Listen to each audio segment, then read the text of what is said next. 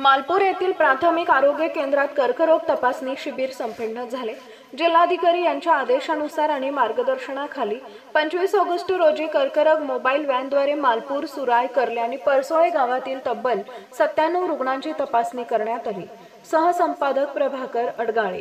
या तपासणीत स्त्रीरोग तज्ञ डॉक्टर स्वामी राजपूत व दंतरोग तज्ञ डॉक्टर सागर तांबे यांनी सहभाग घेतला। तपासणी दरम्यान 4 संशयित मुखरोग, 3 गर्भाशय कर्करोग निदान झाले असून एका रुग्णाला पुढील उपचारासाठी जीएमसी धुळे इथं संदर्भित करण्यात आलं आहे।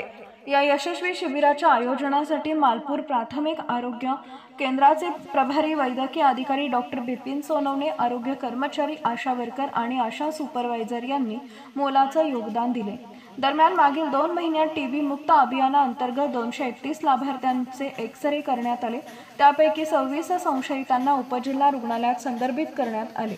मालपूर इथं दरमहा घेण्यात येणाऱ्या या आरोग्य शिबिरामुळे कॅन्सर स्क्रीनिंग, एक्स-रे, ईसीजी, सोनोग्राफीसारख्या विविध सुविधा भागात उपलब्ध होत असल्यानं रुग्ण व नातेवाईक यांनी समाधान व्यक्त केलं आहे।